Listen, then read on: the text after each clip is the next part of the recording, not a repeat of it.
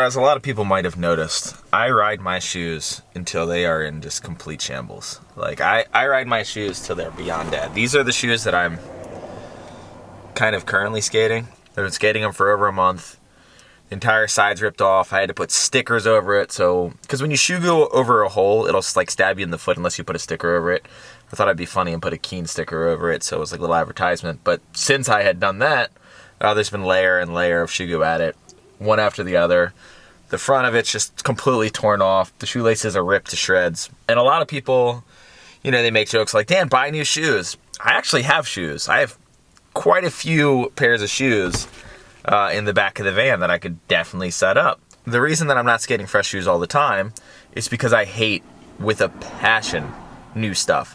I don't like new wheels. I don't like new trucks. I hate new trucks. Oh God. I'll switch the bushings from my old trucks to my new trucks just so it has a similar break-in. There's nothing new that I like except for bearings maybe. And even then, manuals like are slightly off. I just hate new stuff. If I had enough money, I would legitimately pay someone to break in all my gear before I skated it. That's how much I hate breaking in new stuff. Now, some people out there love new stuff. Some people, they put on new shoes and they feel better. They like looking down at that fresh whatever. But me, I hate breaking stuff in. As you can imagine, I've been skating for 20 some years, so I've developed a couple strategies on how to break in my stuff faster than normal. And I'm sure you've heard like tons of ideas. Perhaps you heard about microwaving your shoes, or I have a buddy who he'll cut his shoes. He'll take a razor blade and he'll actually cut the shoe right there, and then he'll cut it further back right here. You might be wondering to yourself, why would someone do that? But I think what you need to understand is what actually makes a shoe broken in. What actually makes a shoe feel broken in is that it's more flexible. So when you get a shoe, it's all very stiff and just doesn't want to like mold to your feet. It's not very sock-like, which, you know, in a perfect world it would be. But some people like the stiffness, I don't. So here's a couple recommendations to how to break in your shoe.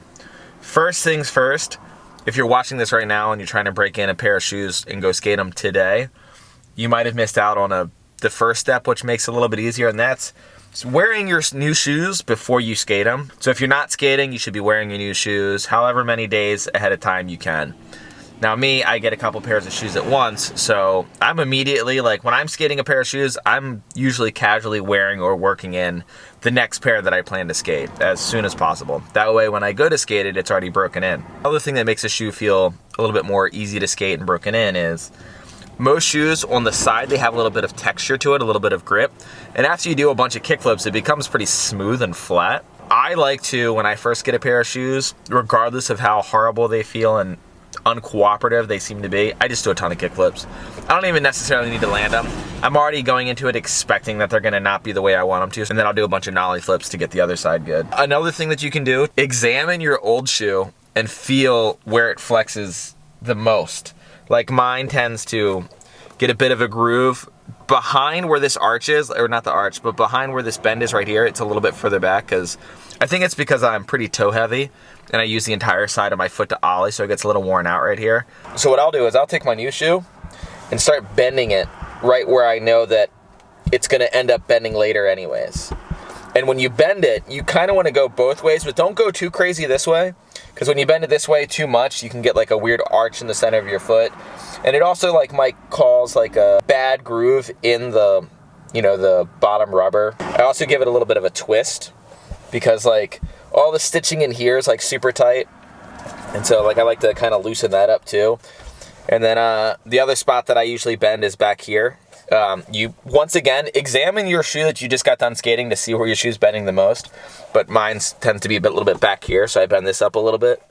And another thing that I like to do, I can look at these shoes and I can see where the shoelaces are, and I know that I'm going to be ripping these things like crazy. So I'll actually get a little bit of super glue, and on my flicking side, I'll actually put a couple dabs of super glue. I don't use shoe glue on that just because it's a little bit thicker and goopier and it takes forever to dry. Make sure that you want your shoe as like tight as you're gonna ride it before you do that though, because your shoelaces will be pretty much locked in that position once you do that. And I already know which laces I rip, so another thing you can do is examine your shoe and be like, oh, where are my laces ripping? Well, it's gonna be the first one, and for me, the top two, because I'm a complete moron and I ollie with the entire side of my foot. So I rip shoelaces definitely more often than most people. The microwaving of the shoe, the reason that people do that is like, if you're familiar with how a microwave works, it basically vibrates like the water molecules in your shoe, and there's like, I guess, enough water molecules in a shoe to make it heat up a little bit. So it kind of loosens the rubber up a bit, and then it's like a little bit easier to stretch. But personally, I don't like doing it because it just makes it have a little bit too much give, and when it's like a fresh shoe like this, I can make it bend the exact way that I want. And if I microwave the entire shoe, I feel like it makes the entire shoe have a little bit too much give. I don't know. That's my personal opinion. Here's actually something that I thought of somewhat recently. I haven't tried it, but I'll probably do it for not this pair of shoes, but the next one. I thought maybe if I put on 2 pairs of socks when I like walk around in them before I skate them, that'll like stretch them out enough that when I go to put them on, the insides will be stretched enough that when I tighten it with the shoelace, it'll have that give that it's gonna end up having anyways. Maybe it'll be great, I don't know. In theory, I think it would totally work, but in reality, who knows, maybe it won't. But today, I'm at Mayberry Skate Park. Dale's gonna meet up, and we're just gonna film a bunch of crap at the skate park. I'm basically just gonna do a ton of kickflips in the beginning of the day. And another good thing to do when breaking in shoes, if you have access to it, is pumping around a bowl or skating any sort of transition, just because you don't really need your feet to be super on point to like be able to skate transition. You can kind of do it with like a little bit stiffer shoe, so that'll help break it in, but you still get to skate and have a good time instead of freaking out for an hour trying to do the straight 8, which hopefully I don't end up doing right now. I'm just gonna do a bunch of kickflips just to get like the wear off of this, so it's like a little bit less grippy. The first kickflip you can already count on just being terrible, so I'm excited for that. That wasn't that bad. That was not bad at all. Oh yeah, there we go. Hey, what's up? My name's Dan. I'm gonna say the kickflip is terrible because just in case that it is, so I can cover my tracks. And like if you do skate switch, I would do a ton of like switch flips, switch ollies. Even the ollies and the switch ollies, like you can actually, like if you don't want to bother doing the kickflip, you can do ollies just with your toe hanging like this to get the rub as if you're doing kickflips to wear it down. You don't have to worry about like actually landing a bunch of kickflips. But yeah, I'll do that, and then I'll do stuff that I don't have to ollie too much. So transition, slappy ledge stuff.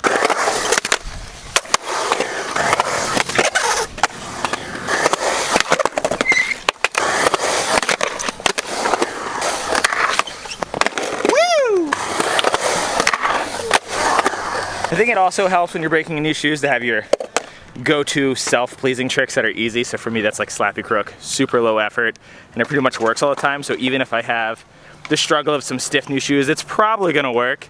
And that just helps build your confidence to like kind of try harder tricks that your shoes might mess with you with. Might mess with you with? Is that a working sentence? No. Might mess with you with. Slappy crook.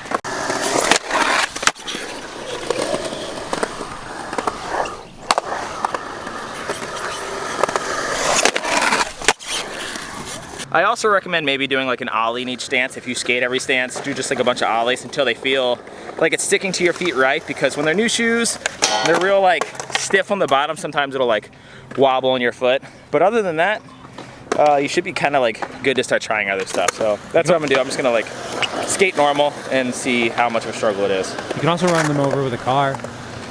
Yeah, if you have a Pal Peralta flight shoe, you can definitely run it over with a car, and it'll the woven technology. I'll throw out the flight shoe. Yeah.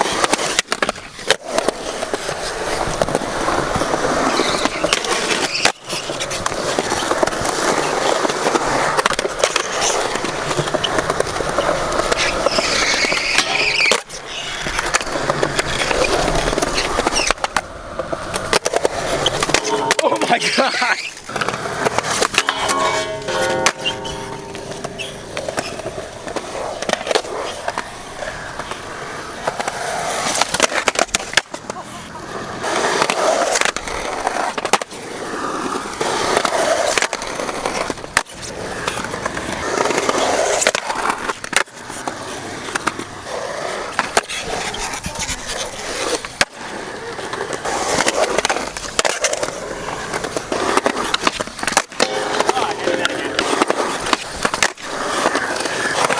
Nope.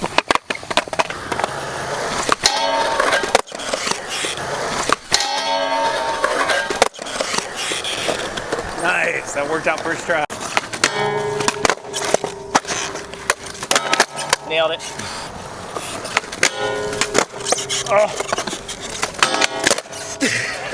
Wow.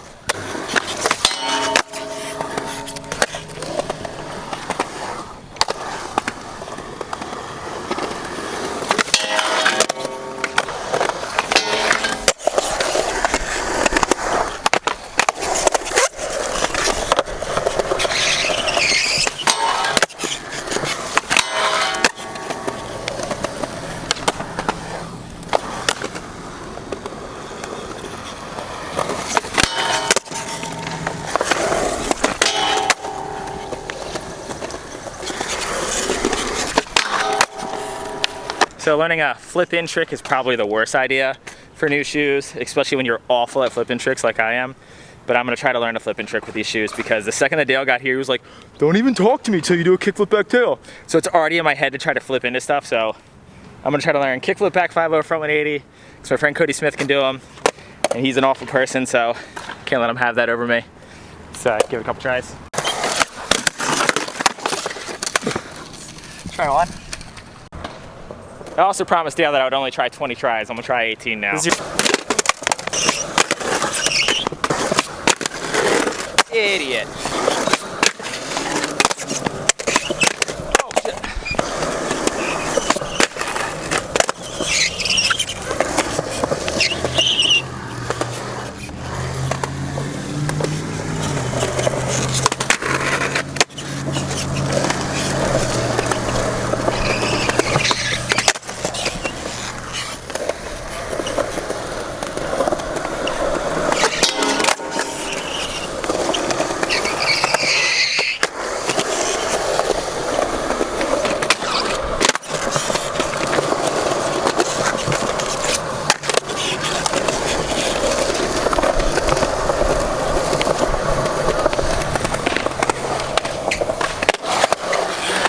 My board was backwards, dude. That wasn't that bad. That was like a half day of skating and they're already broken in, so that worked out pretty good. Usually I try to skate the exact same pair of shoes over and over again, and that's usually the City Cup. These aren't the City Cups. These are actually, I'm not sure what these are. These are skate shoes by Adidas. Oh, Campus's. Campus's ADV. They actually broke in pretty fast. So if you're looking for a quick break-in, maybe get these. Pretty solid skate shoe. I'm not doing a shoe review. I'm just saying that they're a pretty good shoe. Didn't take that long to break in. I'm a fan. If you're like me and you hate breaking in shoes, just get the City Cup over and over again. That is just such a good shoe and they last forever. Oh, a quick other thing that you might want to do is when you start skating your shoe and you see where it's tearing, I don't think it's a bad game to pre-game shoe goo. It makes your shoes look like crap, so if you're trying to make your shoes look sick for a while, don't do that, because shoe goo looks pretty gross, but personally, as you can tell, I look like trash all the time, so it's not a big issue for me. But if you're more into function over fashion, by all means, pre-game your shoe goo. See where you're gonna rip it and put a thin layer. It's gonna make it last so much longer. Because if you have buildup before it starts to get that tear, there's nothing really for it to dig into. It's less friction against it, so it's just gonna last so much longer. I am really surprised on how long that kickflip 5-0 front 180, I've never done that, and I suck at flip-ins. I've been trying to get better at them, and I did that significantly fast, and all the tricks that came after that was a whole lot of luck. So I just kind of got sick of Dale being better than me at them. He still is better than me at them. He did his today first try, actually. Not front 180, but just kickflip back 5-0. Must be nice.